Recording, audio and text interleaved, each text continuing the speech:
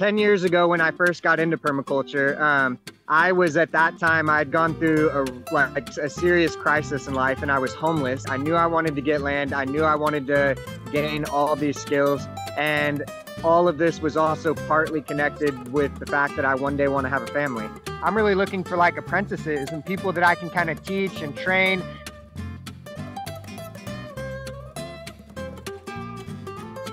Hello and welcome to the Permaculture Vine podcast. My name is Cormac Harkin and today I'm delighted to welcome Orion Black on the show. Welcome, Orion. Thank you. Happy to be here. Welcome. Do you want to just give a quick, very short introduction to who you are, and then we'll get into all the details then later? Yeah, sounds great. My name's Orion Black. I'm 31 years old. I live in the Puget Sound region of Washington. I have been living off grid for about 7 years on my property that's now paid off. And I have built a few businesses, bootstrapped absolutely from the ground up. And I spend most of my time working with trees, land, and that's a great introduction. And I'm looking forward to get in. But let's take it back to the start as we do all our guests. Where did you first hear about permaculture and how did you get into it? Sure. So it was about 10 years ago now, when someone who I really, really deeply respect, one of my like best mentors and teachers, was in Seattle, and he'd been saving up money, planning to buy land for like 10 or 15 years that I'd known him, and he finally did. And at some point, he was just like crazy about permaculture and just kind of wanted everyone to learn about it, and was kind of talking to me about it, and really kind of pumping it up as like the cutting edge, or like the real wisdom in a sense, and like land stewardship and agricultural kind of pursuits. And so that was when I first heard of it. And then shortly later, my adopted mom in Tacoma, who I met at her like monthly potluck that she hosts around like permaculture type topics, her family was really, really into it, and they kind of adopted me. And yeah, those were kind of my two like launch points. Right. So two good influences influenced you in it, and an amazing male mentor and then like a really amazing female mentor, and they were both, it was like perfect. And did they teach you yourself, or did you go and self-study? So the guy, his name is B, and when I first met him, he was training one of my best friends in martial arts and like health, fitness, nutrition. He was like a martial arts trainer, personal trainer, and then spent the rest of his time doing like really high-end landscape work and like organic gardening for like really high-end clients like celebrities and people like that. And so I spent a good amount of time living with him, just like kind of every day doing landscape and earth care and practicing martial arts and kind of living that lifestyle. And then he bought land and built a farm that he's had for about 10 years now, that I've gone out and lived on a good bit and helped him build. So a lot of hands-on with him. With Laura May, who's kind of like my adopted mom, I would say, I typically don't put as much stock into this side, but with her, it's like really impressive. She's really a bit more on like the social side of permaculture, where she's kind of like a mother to the whole community. And she just kind of like nurtures and takes care of everyone, and really kind of has a genuine care about the overall well-being of like the earth, the community, everyone. And she also has a lot of knowledge that she's accumulated, but she isn't really a permaculture teacher and doesn't really teach that as much as she is just like a really amazing nurturing person with a permaculture interest and inclination and like support. Yeah, that's class. So what kind of stuff were you learning on your friend on B's land, on the landscaping? Was that permaculture? Was that like sort of more organic? Man, everything. I would say if I had to like put a label on the most potent piece of what I got from him, it would be like a deep spiritual connection. He has like a really deep connection with Native American spiritualism and the land and those kind of that relationship, and that's like of the utmost importance to him. He's probably, of anyone I've ever met, he maybe does more to care for the earth and permaculture and land care and all of that than maybe anyone else I've met. And with him, it's more than any of the other areas. It's like a very deep spiritual and like kind of responsibility, but also just relationship. And having not really had that growing up or having ever learned that or had that I mean, I had a connection to nature, but not on that level. I would say that's really the most profound thing that I've really received from him. But that's not to undervalue at all anything else. I mean, he's been living 100% off grid on his land for 10 years while running like underground businesses with many employees, like building landscapes all over the Puget Sound region, all like cash under the table. And it's just like he moves mountains behind the scenes.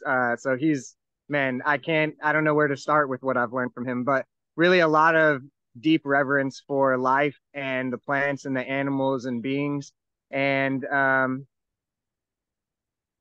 yeah, just I guess that sense of sacred connection that has to be protected and preserved and passed on, as well as like the duty and obligation and responsibility to care for these ecosystems and this planet and this life force and to treat it with a deep reverence and respect and honor it with the work we do. But the spiritual stuff is great, but it's sort of, where does your Outside, sort, yeah, so where does the sort of, have you any formal education, or is it just sort of learning off others? so I dropped out of school when I was 14 years old. I got my GED and I've never had a college class. I've never gotten a certificate. I don't even have a permaculture design certificate. But I've built many businesses. I bought my land, paid my land off. I've been traveling around the country building food forests. And yeah, I don't put as much stock into certificates and things like that as other people. No, that's great, because to me it doesn't matter. You have the experience. The rest of it is, you say it's a bit of paper. It counts if you're on the Yeah. land and doing it. 10 years ago, I didn't know what a sawzall was or a circular saw. I'd never changed a tire. I didn't know what an alternator or an engine was. I had never built or done anything. And now I've built $100,000 tree houses, solar systems from scratch, done every aspect of construction from residential foundations like basements to like parking garages on skyscrapers to remodeling $1 million houses. Like I said, building tree houses, and I have all the tools to do all that and have now been building food forests around the country. I've rebuilt motorcycles, entire engines, every part on the car. So I don't have any paper qualification, but there's not much that I don't think I can do. That's awesome. So let's take it back. You mentioned the spiritual side, but what I was going to say there was basically that's not very good if you can't sustain yourself and you have to earn sort of the money, and Yeah. that's where the entrepreneurial side, and by the sound of it, you've done quite well there. So do you want to tell us, was it a dual education in entrepreneurship and looking after the land you got, or did the entrepreneurship come after? I would say, well, when like 10 years ago when I first got into permaculture, I was at that time I'd gone through a serious crisis in life and I was homeless. I was living out of my car down literally by the river, as they say. And had I had clearly determined the future that I wanted. I knew I wanted to get land. I knew I wanted to gain all these skills. And all of this was also partly connected with the fact that I one day want to have a family. And so at that time, I was in a really deep spiritual place, but I was broke. I had no money and I knew I needed to make money. And so I feel like I lost track of the question a little bit, but I have a line I can follow a little bit that I think will clear it up a bit. Yeah, you work away, freestyle it.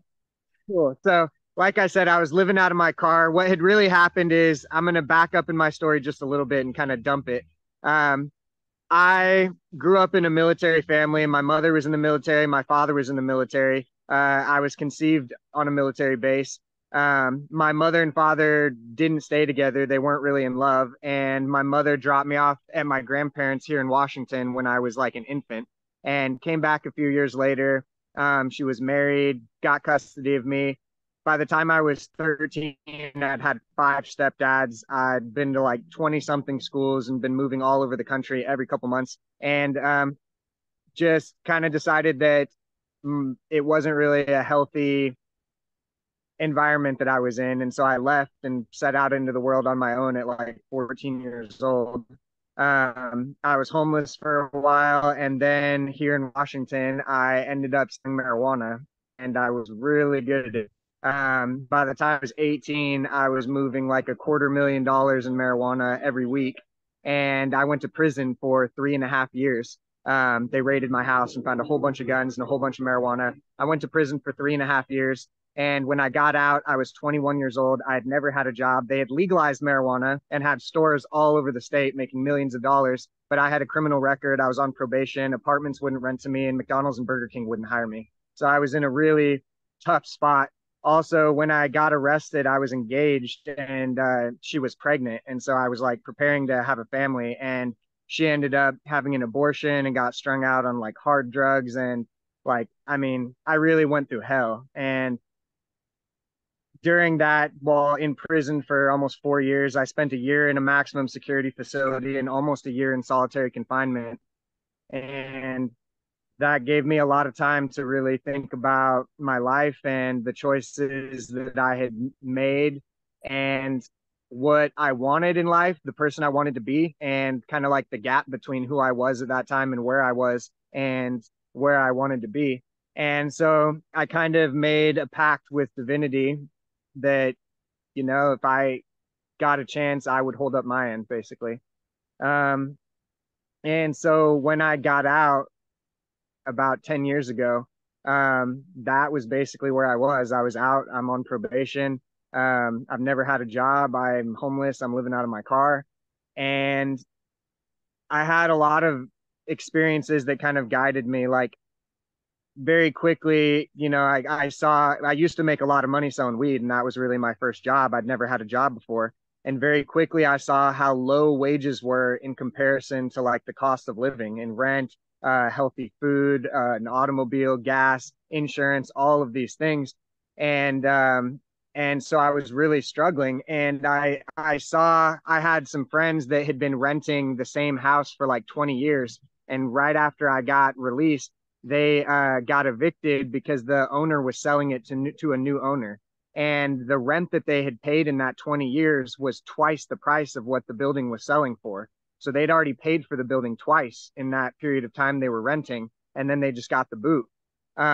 Somewhat luckily, the new owners ended up renting to them again. And so they still live there. They've been paying rent in this building for like 30 years. And now their children rent the unit next door, you know? And so I just saw like that rent cycle as something I didn't want to get in.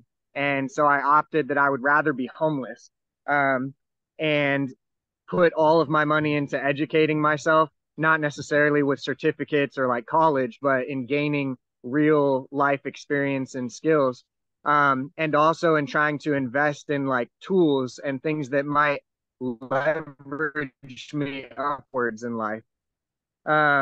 And so I really committed to that and just really dug my heels in. And as I said, I didn't really have um, construction or technical skills previous to that, and I really wanted to gain those. And I considered going to college for a while, and I even went and kind of visited some colleges and looked at the programs they offered and trade schools and things like that.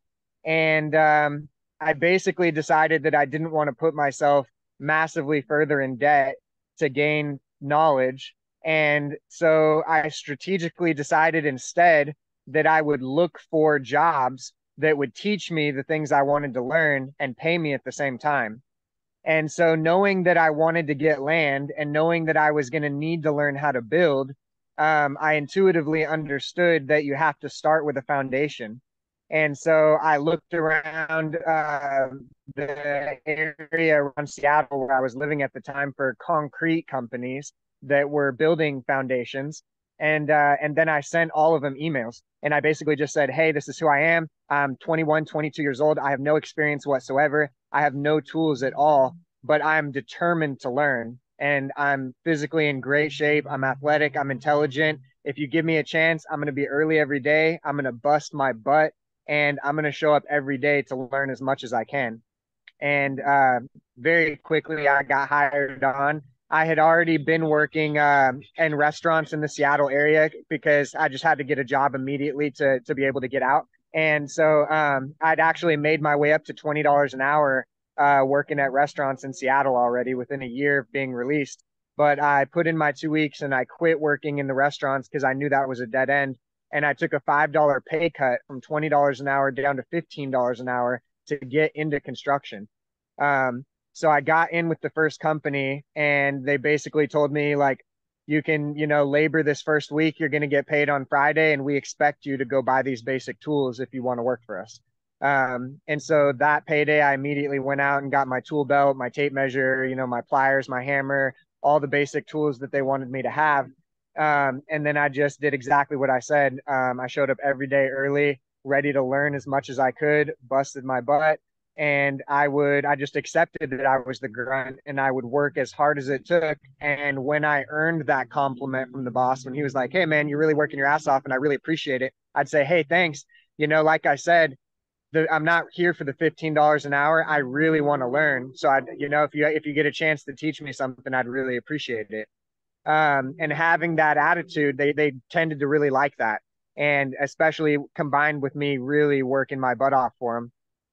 And so they would take time and teach me things. And as soon as I learned how to use tools, I would immediately go invest my money and buy those. I'm homeless, living out of my car. I'm keeping my expenses to a minimum, and I'm investing in tools and showing up to learn every day. And so after about 8, 9 months of doing that, I felt confident I could build foundations from start to scratch. I understood every bit of what we were doing, and I had all the basic tools to do it. They'd raised me up to like $17 an hour from 15, but they weren't going to give me any more raises anytime soon because I was still only with them for 8 months, and they had people with them for years who, weren't making much more than me. And I wasn't really learning anything. So I started marketing myself to other companies. I felt pretty good about concrete, but I wanted to learn more framing and how to work with wood. So I started reaching out to like remodel companies and framing companies. And, my pitch looks a little different now. Now I'm 22 years old. I've been building concrete foundations for the last 9 months. I have all these tools. I really want to learn how to work with wood. I really want to learn remodeling. If you give me a shot, I'm going to show up every day. I'm going to work my butt off and I'm going to learn everything I can.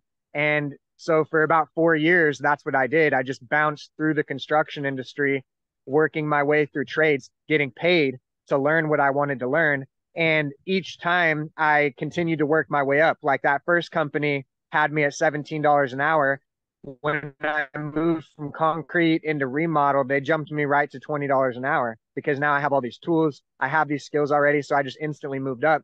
And then I stuck with that company for probably like 6 months, learning how to frame and do some remodeling, bought some more tools. They moved me up to like $22 an hour, but I wasn't really getting any further. And I decided I wanted to learn how to build tree houses. So I found a treehouse company here in Washington that was building like $150,000 tree houses.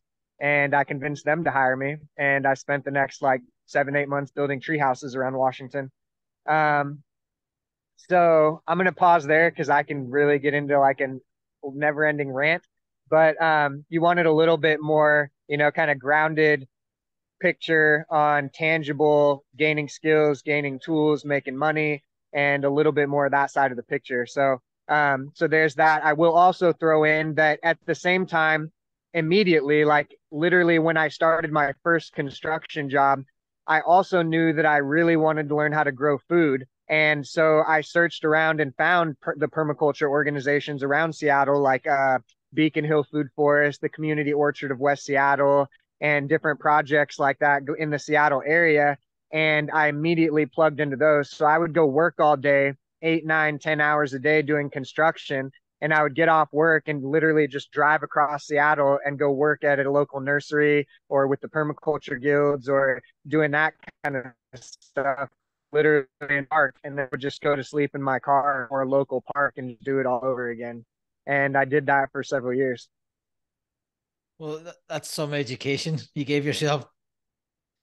Yeah, really taking. Yeah, that's very impressive, and it's a good example to everybody that about getting up and going, especially if you have the energy in your 20s to do that. It's a good age to do it in. But by the sounds of it, you'd already loved the life by the time you got to your 20s. Yeah, I'd lived a bit of a crazy life already for sure. Already. So it was good that you get grounded and you found that found that passion and purpose. Definitely probably saved my life. Like the truth is I got in trouble with the law when I was 16 and then again when I was 17 and again when I was 18.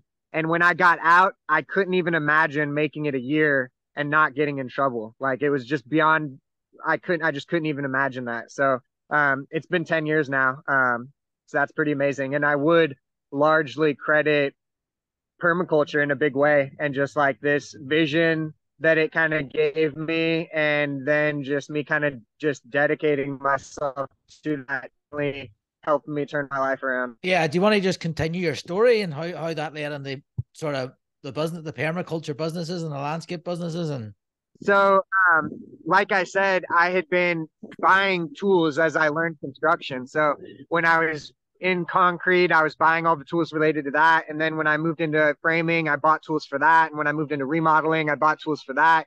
And as I got into tree houses, I bought more tools related to that. And about the same time I was getting into treehouse work, um, I started to become aware of the seasonal nature of a lot of landscape and construction work. And you know, in the late spring, throughout summer and early fall, business is booming. But then as it gets to late fall and winter and early spring and it's really cold and there's snow on the ground and it's raining all day every day, the work really slows. And you know, we have to make money. And that is when I ended up getting into the tree service industry, which is like pruning trees and removing hazardous trees and logging and all of that. And and so I started doing that part time.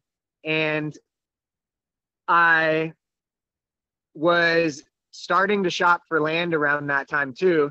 And I saw that when I bought property, it was very likely that I was going to need to get some tree work done.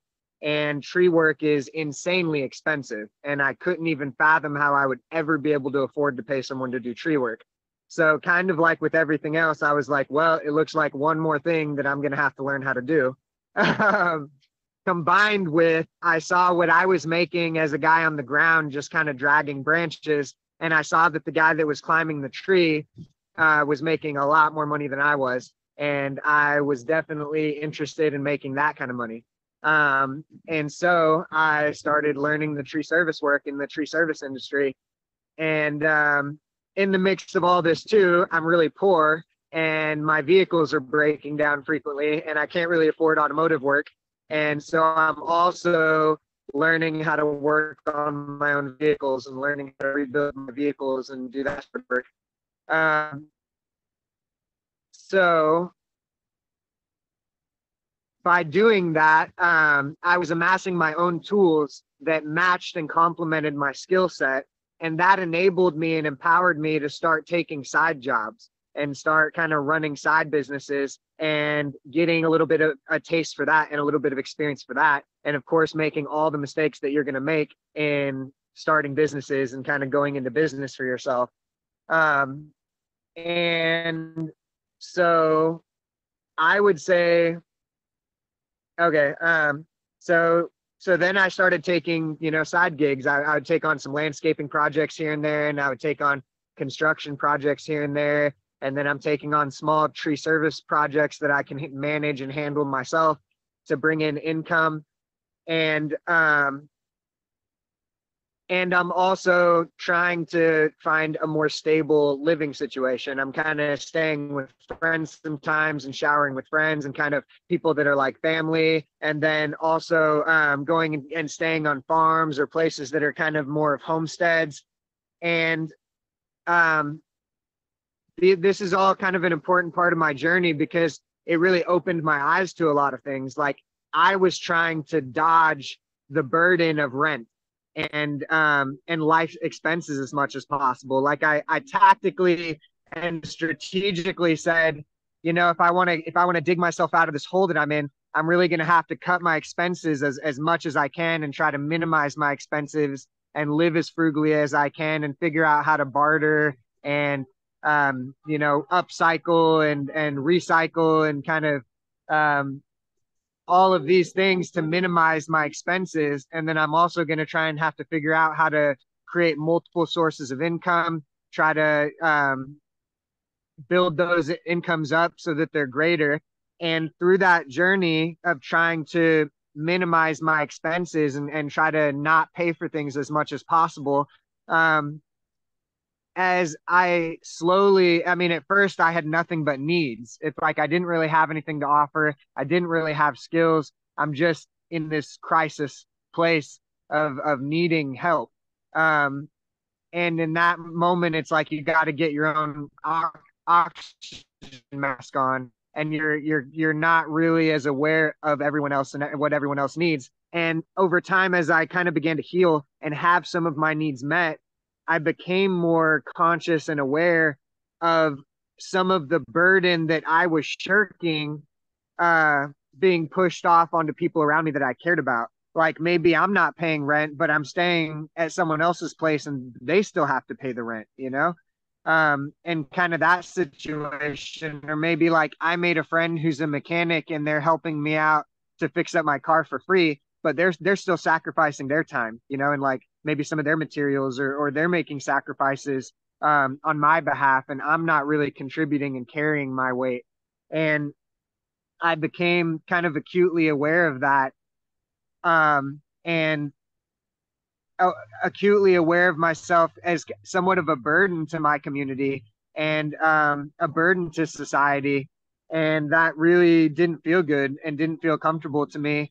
And that was that shift in consciousness and awareness was taking place while I was also trying to find a stable place that I could live and a way to live harmoniously with other people, because naturally, as like a troubled teenager who was then like maybe a so-called drug dealer and then spent 4 years in prison and maximum security and in those kind of violent situations, and then homeless, trying to find my way. I mean, I was probably rough around the edges and didn't necessarily really fit in with anyone.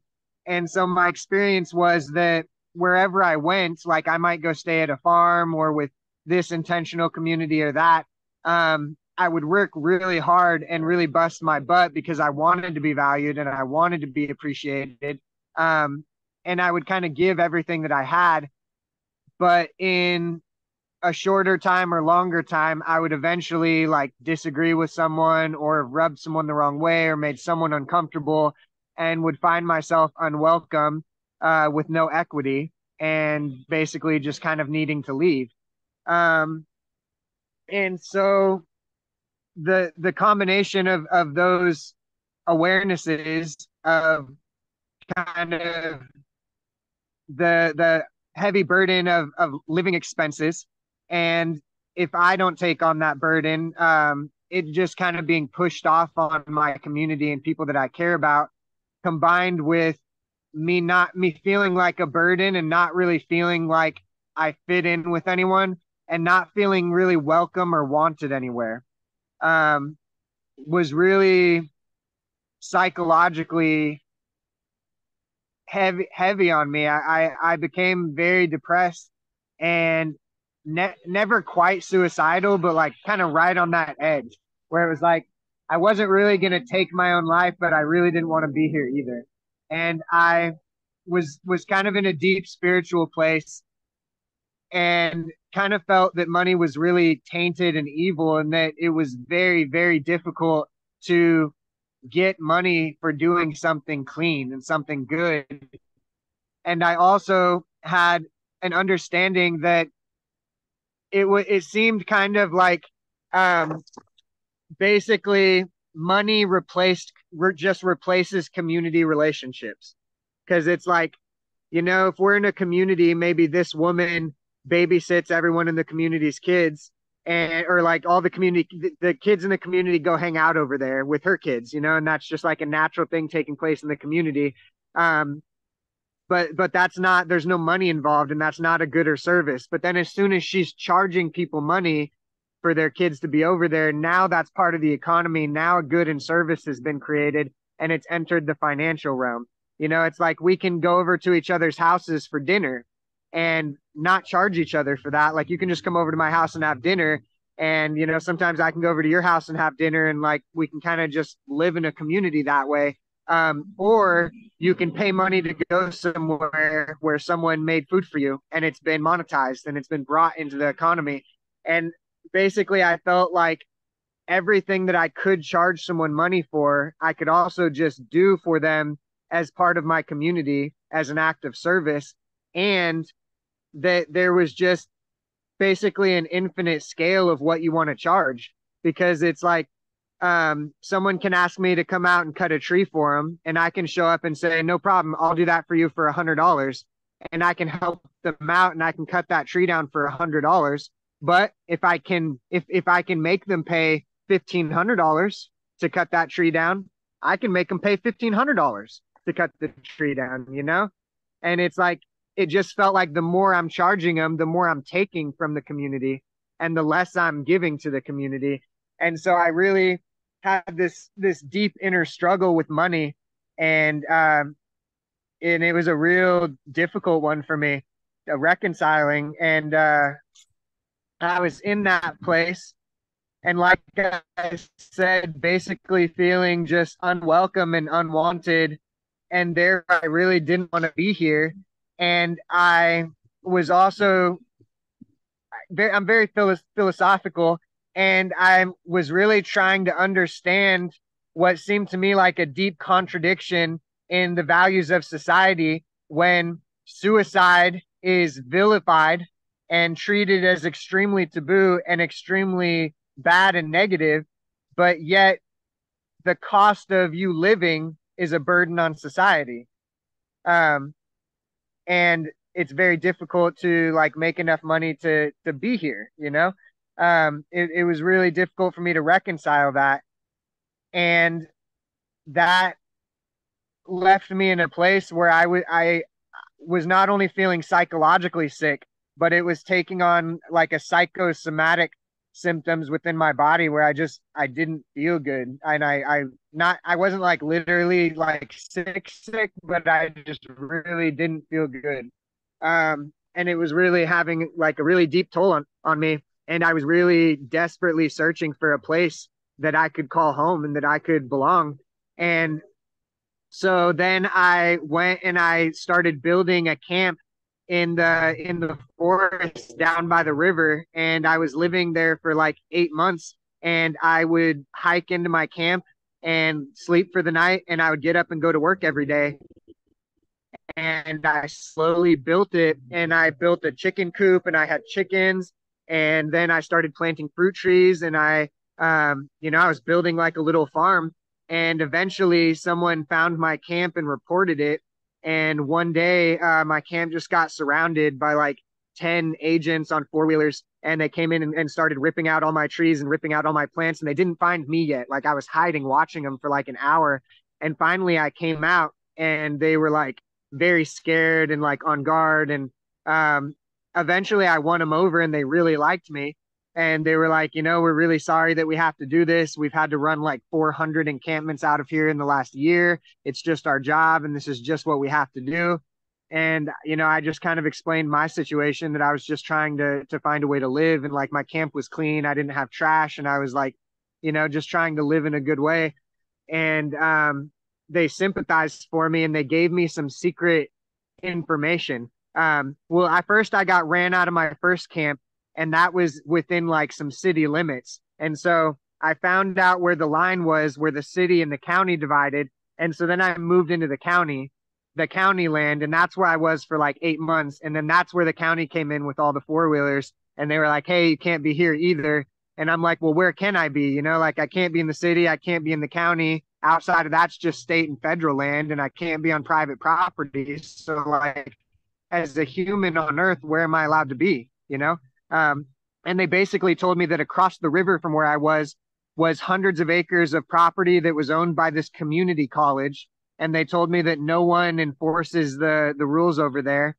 And and then they didn't directly tell me, but they hinted at some other information.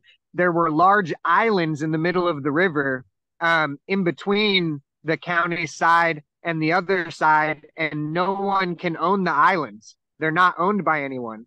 And so I moved my camp actually out onto the island, and I every night I would it would be like the rocks or the logs are completely slick. I mean, you would just completely slip off one. And I've got all my gear and everything I'm carrying, and I'm like shimmying across the logs across the river to get to my island campsite so my stuff won't be stolen and like the agents won't run me off. And I lived that way for a while. And I kind of felt in paradise when I was there. I felt really free and kind of for a couple years between that and when I first started living on my land, I kind of felt like I was living with the gods. Just to summarize then, just there's a lot of information there. So you're Yeah. working long hours. So you're working the day job, learning skills. You start doing side hustles. There, that's not making you feel good. And as well as that, you're finishing your side hustle. You're going to this camp now in the river. So it's like you're basically just constantly on the move, constantly on the go. It wasn't that the work didn't make me feel good. It was that the extreme discrepancy between how much money I was able to make and the amount of money necessary I felt like to become a stable, respected member of society were just so out of balance that made me not feel well. Right, and I take it you're saving a lot of money at the time as well. Somewhat. I mean, I'm still really struggling. I'm investing every bit of extra money I have in tools. I'm starting off with cheap cars that are breaking down, and I'm breaking down constantly, and then being stranded and trying to get my vehicles repaired, and trying to afford food, and just all of the expenses of life. It was a lot starting from nothing with no support. Yeah. So at this point into my story, I've probably been out of prison for like 2 years. Yeah. So do you want to tell us about how you got the owning your land? Yeah, so that's exactly where I was in the story. Yeah. So it was around this time, it's like I know I can't just keep living there forever. And I'm, worried about my tools being stolen and all these different things. And so I'm searching for property. And that's part of why I'm feeling so upset and so sick, because as I'm searching for land, it just seems like I'll never be able to afford it in my wildest dreams. And just like, I don't know how I could ever accomplish that. But while searching, I eventually come across this ad that offers owner financing on land with as little as like $1,000 down. And I'm just like, man, this has to be too good to be true. But I don't have any other option. I've got I don't see any other way. And so I reach out and I talk to the guy, and it turns out he's got a bunch of properties that he's doing deals like this on. And so he sends me the locations, and I get some gas because they're all out, in the sticks.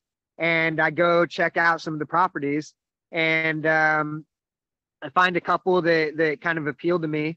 And so I start to, I, even though I'm very poor and very broke, I have some understanding of how psychology works. And so this guy, he's got a bunch of properties and businesses, etc. He's a busy, important guy. So I reach out and I'm like, hey, I know you're a really important guy. I'm very interested in buying a property from you. Can I buy you lunch so that we can sit down face to face and talk? And that's kind of a strategy that I've used for the past 10 years. Like if I want someone's attention and I want them to take me seriously and I want to influence them, I generally invite them to lunch or dinner or something on my expense. Even if that's all the money I have, I'll invest it in that kind of way to get the attention and influence that I want. So multiple times I invested what little money I had buying this guy, and he was a total schmooze, take advantage of whoever he could, like loved that he could get a free lunch from me or a free dinner from me. I would buy him lunch or dinner and kind of hash out the situation. And at that time, he was willing to take $1,000 down payment, and I didn't even have $1,000. I ended up borrowing $1,000 from friends to be able to make the down payment. And we negotiated a contract. And I had it stipulated in my contract that I got a 60-day grace period before I was in default, because I knew I didn't have a stable life. I didn't have stable income. And it was very likely that I was going to run into hiccups and tough times. And so I explained all that up front, and he was willing to work with that. And so I signed my contract, and I had a rent to own contract on a property now, 5 acres out in the middle of nowhere. And so I drove out there, and I'm living out of my car. And when I first got out there, they had logged the property before I got it. So it was a clear cut of stumps with 2 creeks running through that dry up in the summer, so they're seasonal. And then they had left a couple huge piles of logs that like weren't good enough to go to the lumber mill. And a lot of it in being neglected and just abandoned was mostly overgrown with it was just like a blackberry field.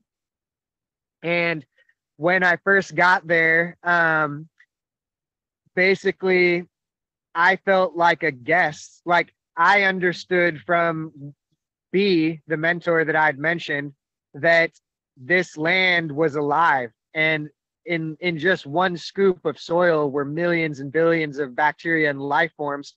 And on this 5-acre property, there were 70, 80-year-old trees, as well as hundreds of different types of plants and ferns that have been around since the Jurassic period. And so there were all these different life forms that had been calling this land home before I was even born. And so I had this deep reverence and respect for the land and all of these beings that lived there. And I felt like a guest and a child and an adolescent in their home and in their space. I didn't come with the mentality that like, this is mine now and I own it. I was more like really grateful that I now had a safe space that I was allowed to share. And that was kind of the psychology and the spiritual understanding or philosophy that I came to the land with. And so when I first came, I couldn't even get myself to build anything or do anything because I just didn't feel like it belonged to me. I just felt like a guest.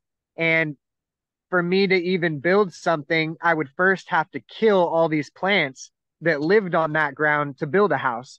And I literally, I didn't cut a single plant for, like, in permaculture, they say to observe the land for a whole year before you make changes. So you see it through every cycle. And in permaculture, it's well known that that never happens, that like never, ever, ever happens, especially in a professional setting, because no one's going to pay you for a year to do nothing except watch the land. But in my case, I actually spent 2.5 years pretty much observing the land before I started making any changes. And before I was able to resolve that I would have to exercise violence on the land in order to improve it or change it or guide it in whatever I felt like was the best way. And so that's why I really can't, while it is kind of woo woo and maybe not financially relevant, I am unwilling to not mention the spiritual part of the journey. And so for that, it's a really, really pivotal and like critical and integral part of this whole journey that I've had. And so for that couple years, in that spiritual space, I felt like most of the things we do are kind of like just chasing our tails around for the point of chasing them, like digging holes and then filling them in for the point of having something to do. It felt like most of the things that we do aren't really necessary. Like, God doesn't need us to do it. Divinity doesn't need us to do it. Like most of this stuff, all this computer work and artificial realities and all this stuff, like, do we really need to do that? And so I just really spent a lot of time reflecting and kind of in despair, actually, seeking guidance and insight of what I actually could do that was meaningful. and how I could be of service. And that basically I didn't really want to speak or even move or get up from the place that I was sitting in meditation unless it was going to be for the betterment of the world and in service to divinity. And so I asked for guidance and to guide me in that. And really, it took me a long time. I continued to just not really be sure, not really be sure. But years were passing that I wasn't maybe getting things done yet. And I knew I needed to be, like, my life is only so long. And so, and I got a lot of different messages and insights and eventually resolved that I'm never going to have all the answers. I'm never going to have the perfect, exactly right answer. But basically, I'm going to find the way by just doing the best I can every day and, breaking the ground and making some mistakes and moving forward through that. Um, and, and so there's a lot more to breaking through, but that's part of the journey. And so basically a couple years into my contract on the property, I I also in my contract had it stipulated that I could make payments of as little as $400 a month. And that was basically I'm paying the taxes, I'm paying the interest, and only like $50 to principal. And so at that rate, I wouldn't have paid the property off in 100 years. And I would never own the property. And so eventually, if I was ever not able to make my payment, I was going to get evicted and I was just going to be homeless again. And so after a few years, I became acutely aware that if I didn't want to just be a homeless monk forever, I was going to really have to find a way to start making some money. And so I basically spent some time reflecting and praying and having a conversation with divinity. And I said, I'm going to have to make some compromises and I'm going to have to make some sacrifices um, in order to make the money necessary to do what I think I need to do. And I know that I'm probably going to drift some in my connection. I'm not going to be as connected as I am now. And I hope that that will be just a phase in my life that I have to experience for a while. And I felt at peace with that. I felt like divinity was okay with that. And then I went and I talked to my adopted mom, who was really like my confidant and therapist. And like I shared the deepest parts of my soul with, and who really understood where I was kind of mentally and psychologically. And I kind of shared this with her that, I just feel like I'm really going to have to focus on money for a while if I don't want to be a homeless bum forever. And I feel like I'm going to have to sacrifice, my spiritual relationship or place a little bit in order to do that. And she just expressed absolute support of that. And, just gave me total support in that. And so I got my tree service company, got licensed, bonded, and insured because I was pretty regularly doing work. I had some pretty decent income from that, and I was also losing. I was missing jobs because I wasn't licensed and insured. They weren't willing to let me do the jobs, and so I had a few jobs that if I got licensed and insured, clients were willing to give me the job that I was otherwise going to lose, and the money that I was going to make from the jobs was going to pay for the license and insurance. And so it was worth it to me. And so yet again, I borrowed money in order to get that license and insurance, and I got it and broke into the tree service world, my first legitimate licensed, insured, bonded company. And I'd already been doing landscape and construction and tree service kind of just on the side gigs for, probably 4 or 5 years. But this was my first legitimate company, and that was around 2018. And for perspective, I signed papers on the property in, thanks for your patience, 2016. Um, so, so yeah, basically with now having a tree service company that was insured for $1 million and having my license, I also would take on construction projects just kind of under the umbrella of my tree service company. Um, and that was really, those were really my main businesses that I built. But there's a lot more. Like, so I basically envision an understanding that you probably won't get very far with just one source of income, more likely that I wouldn't.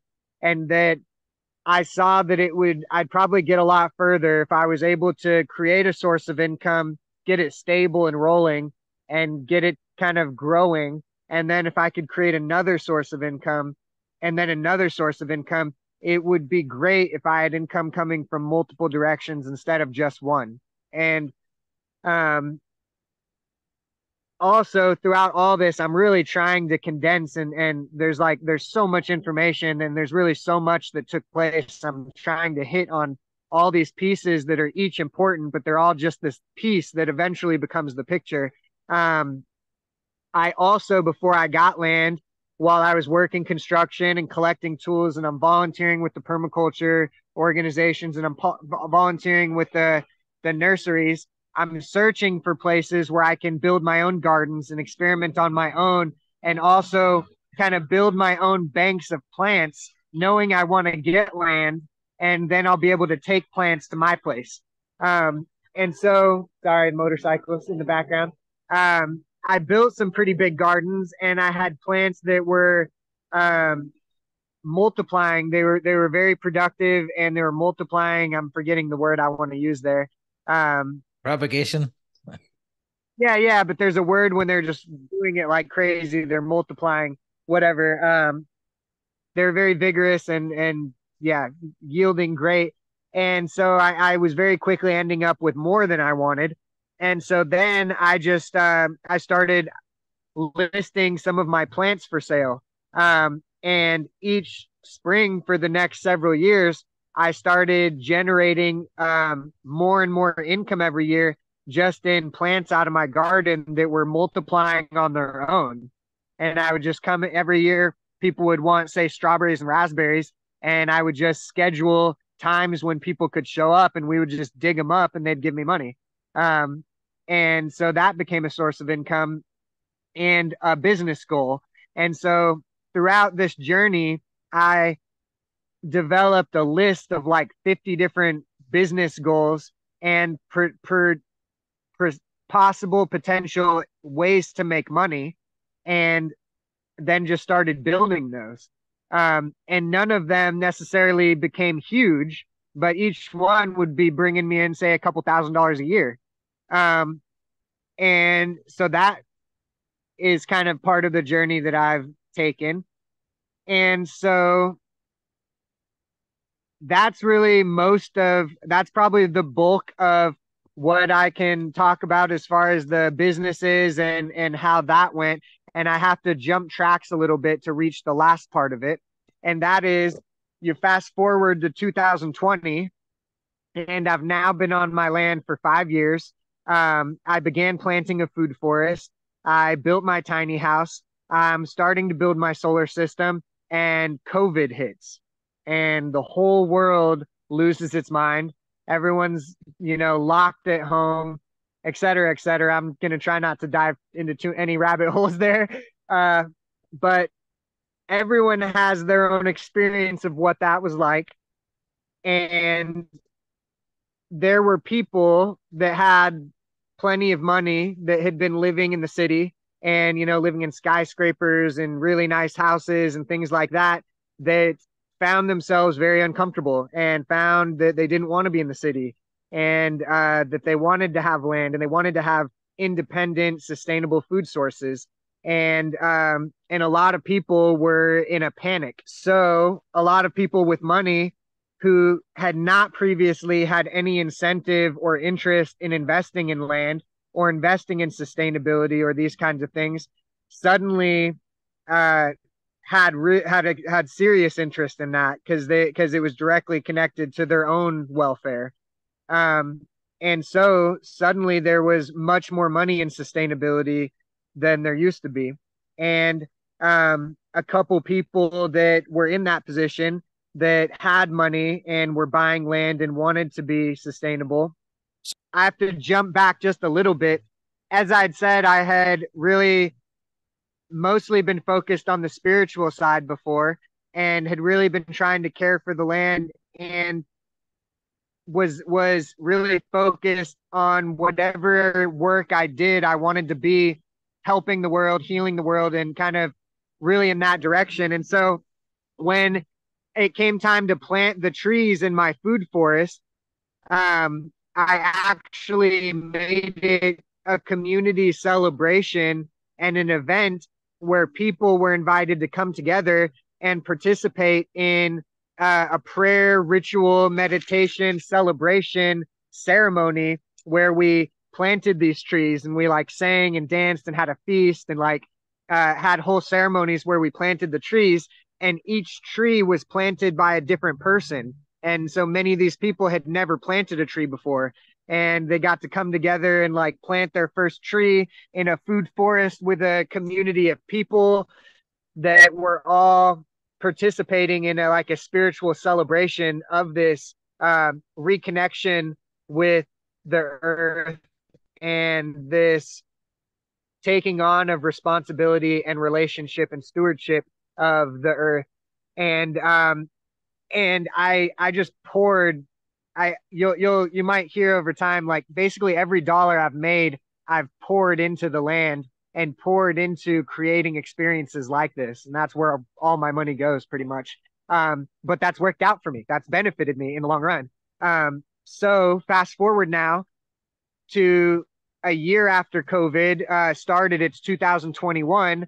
One of the people who came to that event and planted a tree in the orchard hired someone who, as a coach, that it was like $10,000 for a session with this coach, and they did multiple sessions, and that's the kind of financial realm this coach is in.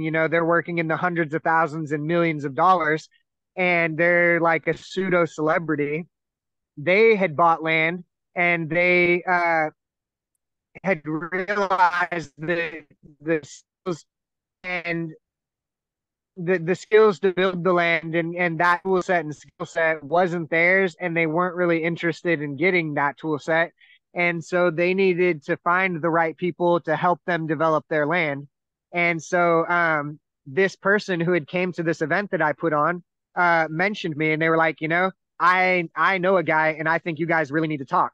And so he eventually came to me with basically the same thing. He's like, like, I know a guy, I think you really need to talk, and convinced us both to do a Zoom call with each other. That's the only other Zoom call I've ever done in my life besides this one we're on right now.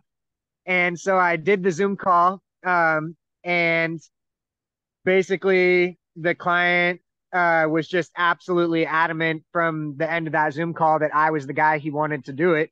And he basically made me an offer to fly me down across the country from Washington to Texas for a week for a live week-long in-person interview. And so I flew down for the week, and at the end of the week, he negotiated for me to stay like another week and paid for all my expenses and paid me and everything.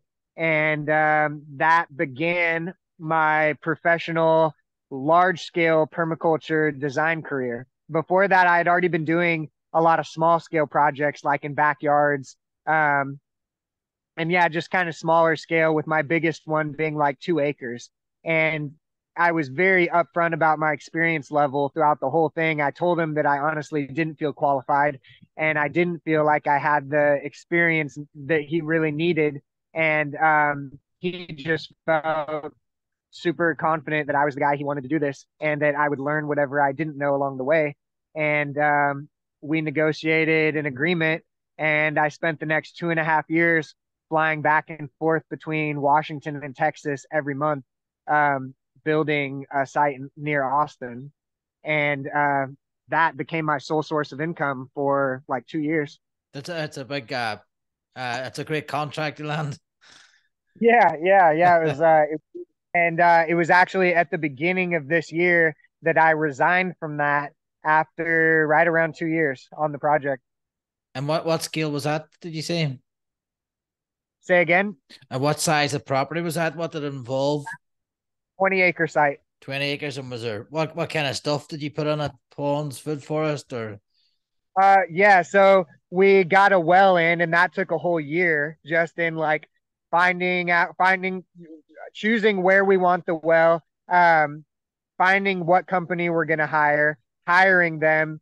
Then they have a waiting list because they've got lots of customers ahead of us. The well eventually getting done. And then the well's done, but we don't have electricity because this started from nothing. It was a raw piece of land. So now the well's done, but we still need electricity to run the well. And so by the time from starting the project till we had water running was like a year, because it's things take time. Like people just imagine in their minds that, you're like, oh, I want a well and tomorrow it's there, but that's not the way reality works. So a year into the project, we finally have a well with running water. And we up until that point we can't have animals and we can't plant a food forest because it's 110 degrees in summer and there's no water.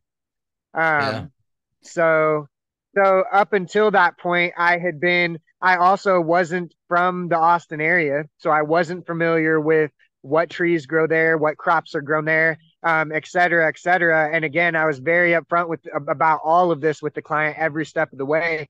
And so each visit where I would come down for a week to 10 days, half of that time would be spent on R&D and networking.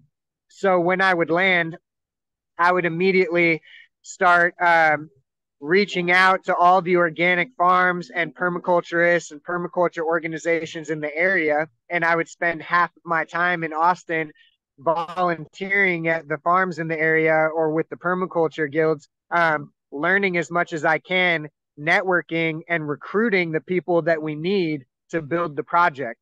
And so that is half of what I did for the first year, was basically study, research, and recruit people for the project, as well as designing the property and studying the property. And then, as permaculture advises, around the 1 year mark, we actually got the well in, had running water, and started breaking ground to get plants in the ground and brought animals out and started actually farming animals. And so, pretty much immediately, as soon as we got water, we got 150 chicks, which we raised for the next 3 to 4 months to slaughter and then market. And around a half a dozen pigs that we raised up to slaughter and then market, which was thousands of pounds in pork. So by the 1.5 year mark, we were planting the beginning of the food forest, and we had harvested thousands of pounds of meat for the client. So also, when the client hired me, the original scope was that they wanted me to design their site to cover food, energy, water, and infrastructure, like buildings and electricity, for them to have their needs met. So they wanted food, water, energy, and buildings. And so right off the gate, before I ever even showed up, I said, well, I'm not a nuclear physicist. I'm not going to be inventing any new forms of electricity. So our options there are basically solar, hydro, wind, or tapping into the electric grid. And there's no water, so hydro's out the window. And not only I tried, I don't have reception there. Sorry. Thanks. So sorry, I got interrupted.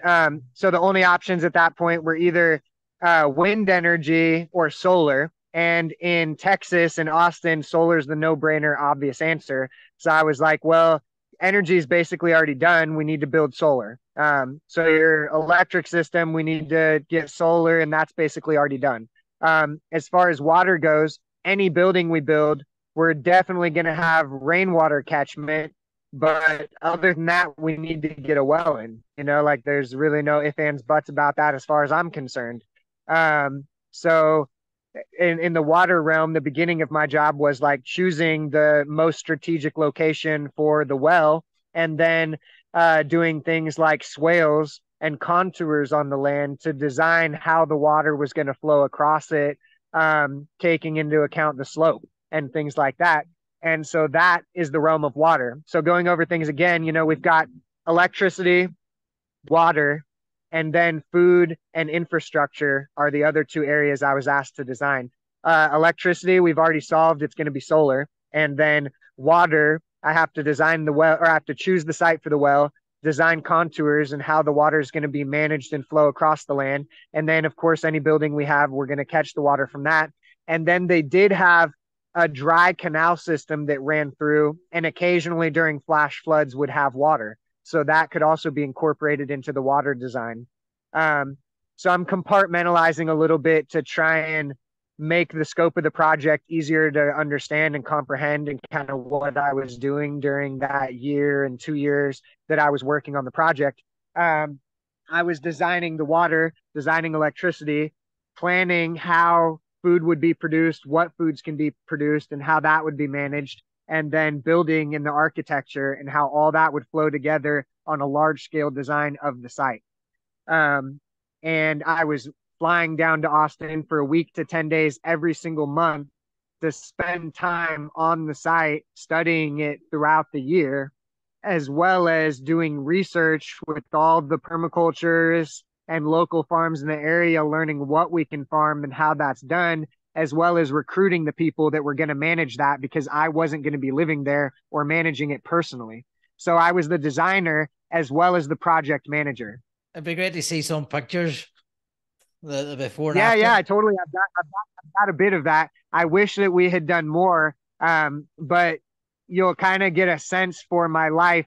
I take everything I can onto my plate, and I'm like running at max bandwidth kind of at all times. I'm so many things that I really lag on the documentation part of things, and I could use some assistance there. Right. Well, we're running at an hour and 15 now, so we'll have to sort of finish on two things. It's basically just what you did after that project, like what you're doing now, and as well, I seen your Facebook post that you're offering to help somebody. Do you want to take a chat about that then as well?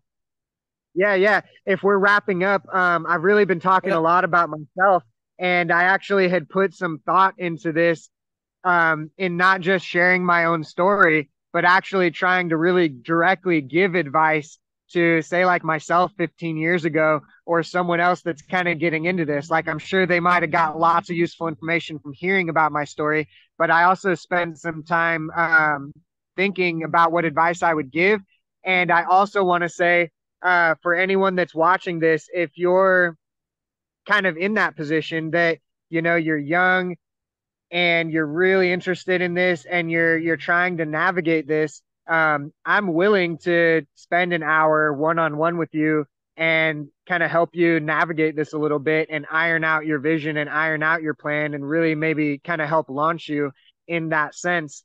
But I did spend some time thinking about what I can just give you right now that might really be of service to you, that you might be able to take and run with.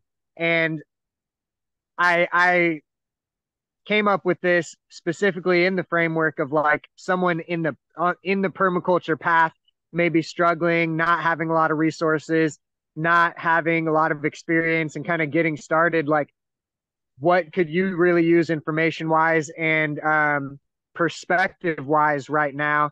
And I found that a lot of what I would advise a person in that position is just advice that I would give to any person, no matter what their position is, and maybe not necessarily permaculture related. But I wish I had spent a little more time on this. But really, I guess, get clear on your why. Like, why is it that you're really trying to do what you're trying to do? Why is it that you're really interested? Why is it important? What is it that's driving you? What is it that's motivating you? Because that's gonna help clarify everything. And then seek mentors. Once you're kind of clear. Oh, okay, let me jump here. Design. Take a moment. Step back from life. Step back from everything else that is pulling at you and all your distractions, and think about who you really want to be. design you, like your ideal best self. If you became the best person that you could be, not in anyone else's perspective, not in your parents' opinion or society's opinion, but by your own standards, if you could become that best version of yourself that you dream of being, that maybe even seems beyond what you think you could do, what does that look like? You know, figure out who you would really like to become. What is that person that you would really like to be? Because if you don't create a clear picture of that, you might lose sight of it while you're on this journey and you're making it towards your goals, and end up way away from who you actually want to be. And you might not stay true to what really mattered to you, or really those kind of things. So I think that's really important. Knowing your why, and taking the time not only to know your why and what's motivating you, but even separate from that, compartmentalizing away from that, just designing yourself as a person into who is it you want to become. And then compartmentalize that a little bit into what kind of life would you like to have. Like really, what kind of lifestyle do you want? Do you want to get land and really root into that land and become the person of that land? Do you want to be traveling? You know what I mean? Like what life do you want to create for yourself? Because if you know what you want and you get serious about it, we're going to start taking steps every single day, and you're going to create that. But if you're not clear about that, you're just lost in the dark, kind of bumbling around and wandering. And you can get whatever other advice and make whatever other attempts you might make, but you're still just bumbling around in the dark, in my opinion. If you don't know what kind of life you want to create, if you don't know and have a vision of the kind of person you want to become. So first, really invest in that, really invest in that. And if you have clarity on that, it's going to make everything else smooth, because now you have a clear goal you can work towards, instead of just kind of not sure. I'm just kind of wandering around. Oh, this seems kind of interesting. This kind of appeals to me and I kind of resonate with this. And you're really never going anywhere. Once you know the kind of life you want to have and the kind of person you want to be, that's going to help identify who mentors might be for you, because they're going to be people who are living the kind of life that you want to live, and who are you admire and respect and inspire you, because they're exemplifying the kind of person you want to be, and they have virtues and traits and characteristics that you see you want to embody and you want to gain. And so find mentors that you can learn from. And in my experience, they're hard to find. And it might take some intention to develop those relationships, because those people that are living a lifestyle that you admire and are exemplifying characteristics that you admire, they might be pretty busy running their own businesses and doing these things, and they might not have a whole bunch of time to just be volunteering, teaching people for free and mentoring people and taking on people as projects. So similar to the way I pursued an education by working and getting paid to learn what I want to learn, to build relationships with mentors, you might have to offer to volunteer. You might say like, hey, I see you have an amazingly successful plant nursery. I would love to come volunteer and help for free, just to work with you and learn from you, And then you might show up and volunteer and bust your butt and do that for a week. And they might say, you know what? You're so valuable, I'm willing to hire you. And now I'm going to pay you while I teach you and mentor you, Or you might just genuinely reach out and ask for help, explaining who you are and your intentions and who you want to become, and that you admire them and would really love to learn from them. But I would find some people that are further along on the journey that you want to take, that are going to help save you mistakes and teach you things that might take a lifetime to learn, or that might have been passed down as intergenerational wisdom that took lifetimes to learn.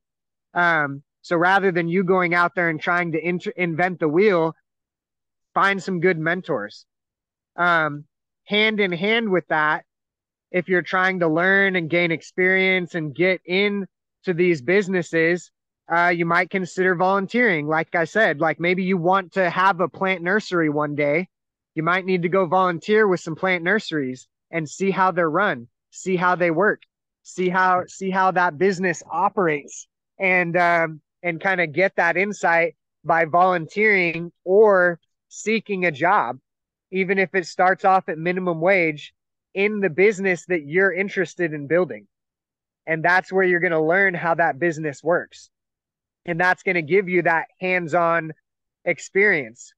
That's my advice. What I find is the generic permaculture route is to pay money to go to workshops from permaculture educators who are trying to create a business and income themselves out of telling you how to do things. And I see a lot of teachers that really aren't worth their salt and really aren't teaching you things that are going to make you money. And I see a lot of people who have a bunch of certificates and graduated a bunch of programs who still aren't competent to do anything. So rather than a bunch of workshops and classes and, permaculture events, which are great and also great for networking and great for philosophy and can be great for learning, I recommend looking for mentors and volunteering and looking for a job in what you want to learn. So that's some of the advice that I might offer people who are trying to kind of get into this stuff. That's really some of the best advice. Other than that, I would say a lot of the advice I would give is really more specific and is really going to vary from person to person. It's like if you're taking a journey like I took, where you're getting into construction and landscaping and tree work and you're doing the hands-on hard work, that takes a serious toll on your body that accumulates over time. And so if you're going to be just a designer or you're going to be doing like computer work, that's totally different. But if you're out here doing the hard work, I recommend as young as you possibly can getting into yoga or qigong or tai chi and making that a regular part of your lifestyle. And this is really universal to everyone, no matter what you're doing. This is where my advice kind of goes outside of permaculture. I recommend, my best advice for everyone is to kind of, like I said, with yourself and your future, design your best life one day at a time. Like design the best day that you could have today and tomorrow, and build it one habit at a time. Like yoga. Like I'm going to do yoga 1 hour every single day. And by making that part of your daily practice, it's going to prevent 100 injuries that you were going to get, that were going to take you down and make you not able to work and cause you pain and make you less able to do things and cost you sleep and all of these things. And it's going to make you a healthier person. And that just never ends. Like then you can say, who knows what unhealthy habits you might have. You might say, I'm going to drink 1 glass of water every single day. And then you're just going to build on that and build on that. And one habit at a time, one change at a time, one day at a time, you're going to build a divine life. Because I think that's really what you want to do, whether you realize it or not. You want to build an amazing life, and you want to have a life that's meaningful and healthy and where you feel good. And you're going to do that by intentionally creating your life every single day. And if you're not intentionally creating your life, then it's kind of just happening, and the habits and routines that define you are happening unintentionally. And maybe the habits you're building are not healthy, and you haven't really put that intention and that thought and that energy into that because you're not intentionally designing your day and you're not intentionally designing your life. But like me, 10 years into this now, I have chronic injuries throughout my body that I just push through because I'm strong enough to push through it, and I can. And maybe I was so poor at that time, I didn't have the luxury to take care of my body. I didn't have the luxury to take time off work. I didn't have the luxury to pay for massage or pay for yoga or pay for those things. But no matter how poor you are, And especially if you're so poor you don't even have a job, or you're that kind of poor, what you might have is time to stretch, time to drink water, you know, time to design your future, time to design your day and what you'd like that to look like. And if you invest in that, you're going to create an amazing life regard wherever you're trying to go. And that's the other part, is really take care of yourself and invest in you, and don't short that. You know, if you do that, if you literally made your 100% focus and I'm just going to invest in myself, and I'm not Christian or religious in that sense, but as they say, treat your body like a temple, I think you're going to become rich if you just did that. Like you're gonna get good at stretching and yoga and knowing your body and health and nutrition. And guess what? You're gonna become a fucking guru, and people are gonna come to you and be like, "How are you healthy like that? Help me." You know? So so that's my advice. And if you don't, what's gonna happen is you're gonna become sick, you're gonna become injured, and it's gonna take a toll on you over life that's gonna weaken and diminish what you could have been. All right. So That is all excellent advice, and thank you very much for it. I'm sure listeners will get great value to that. And if you think you get value to that, give us a thumbs up and a like and a subscribe. Last question, Orion. What's the next few years going to bring for yourself? What's your plans? totally. So I've somewhat developed the philosophy that, like, you don't tell people your plans, you show them when it's complete, kind of thing. I like to keep my plans a little bit of a secret, but I'll share a little bit, and that is, um, I'm just always restabilizing my foundation and coming back to my foundation and making sure I've got a good foundation. So I'm digging the well on my property right now so that we'll have water year round, even in the summer, which is building a foundation forever. This food forest that I've planted on my property, the oldest trees are only 3 years old. So they're still, vulnerable to deer and drought and these different things. So I'm just caring for them and helping really get them well established so they don't need my care anymore. And then eventually they're going to be producing crops and yields that bring in money, and they're also eventually going to become a nursery that's bringing in money, and that's also going to eventually be an educational space that's bringing in money, and an event space that's bringing in money. And I'm just kind of getting all my vehicles maintained and getting all my debt caught up with, and just kind of, this year is kind of a year of just taking care of the foundation and kind of getting everything ready for the launch of the next plans. Well, So yeah, that's kind of when you're we'll have to get you back on and chat about that once you get that up and running. Yeah, I would love to do another one of these. Yeah. And some other things that I'm working on is one of it's almost tacky to say, but honestly, one of my biggest missions. And they say you can't try or you can't look, but yeah, I'm trying to find the right partner. Like, I've been looking for the right woman to partner with in life for some time, and I see that as maybe more powerful than anything else I could do. Like, if I could find her, that's a more powerful move than any other move I could make. So that's pretty big. Don't know when it's going to happen, but that's Well, definitely on my list. one of our previous guests did meet his wife online, so maybe you Yeah, could yeah, maybe you could give that a go.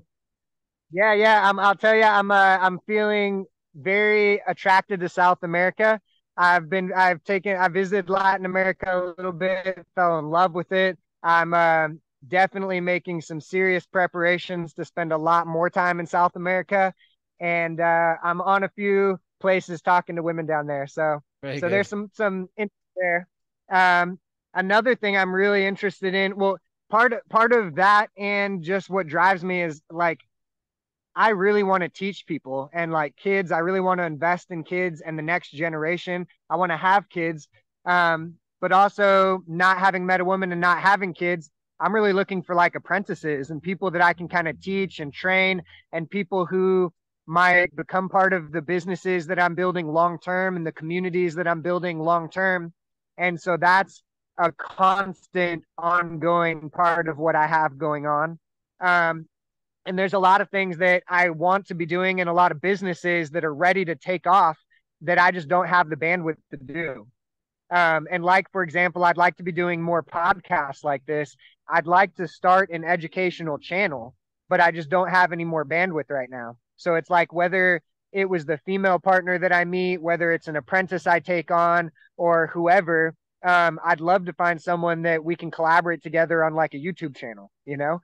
Um, and also, if you're out there watching and you have somewhere else that I might do a podcast that you think would really benefit, or I might benefit, etc., I'd super appreciate being connected. I'm very interested in doing a little bit more of this and kind of getting out there a little bit more. And I'm optimistic that like this very video might lead to potential clients, to potential apprentices, or people who want to come join the community here in Washington, work with me in business, or hire me. And while I'm open to specifically with youth, which I'll kind of just define as say like 26 or under, if you find yourself in a position similar to, you know, the one in my story where you're young, you don't have a lot of resources, you're kind of struggling to find your way, I'm happy to spend an hour one-on-one going through things and kind of trying to help you iron this out for pretty much anyone. If we kind of connect and seem like, you know, we have a connection, I'm willing to kind of sponsor and mentor you a little bit and kind of offer you guidance just over time as you kind of build this. And then outside of that, also, if you're young and maybe I don't have the time, etc., to continue to mentor you over time, if you want to invest a little bit and spend, say, like $50 or $100 for an hour whenever you want to get in touch with me and get my insight and maybe some guidance in business that might help you get through whatever challenges you're dealing with, I'd be very open to like a reciprocal relationship like that. And then maybe if you're a potential client who has land or a property and you're looking for some help building a food forest or designing that or building the team that's going to help do that, reach out and maybe I can help you with that. So yeah, to get in touch with me, my email is the number 7 THGEN, like the first 3 letters of the word generation, tree service at gmail.com. So my tree company is called Seventh Generations Tree Service, and the email is 7th Gen Tree Service at gmail.com. And we will put we'll put that in the show notes. Thank you. You can find me on Facebook. It's Orion Black, Orion, last name Black. I'm probably the only one with that last name, but currently you'll see like me with a skyscraper background. And then there's also a page for the property where I just like kind of post some pictures and updates on things that are happening out at the property that I have here in Washington called The Sanctuary and Its Stewardship. Disclaimer, like I said, I definitely lag on documenting and like updating, you know, progress. I'm looking for someone to help with that actively. But if you want to get in touch with me, those are pretty much the ways to get in touch with me. Also, if you're up here in Washington in the Puget Sound area, I own a tree service company. I also do like some design and construction work. So if you're looking for any of that, my phone number is 253-951-0979. Ryan, that's great. And thank you so very much for that, telling us your story and sharing it with our audience. I'm sure they all really appreciate it. And for all you listening, that was Orion Black, and that was the Permaculture Vine podcast. If you are interested in getting into digital design and wanting to learn how to communicate with potential clients, how to extract the information, we have a PDC to Professional course starting in September. The link will be in the show notes. That's just launching now. If you want to go check it out. Orion, thank you very much. Cheers. Thank you for having me.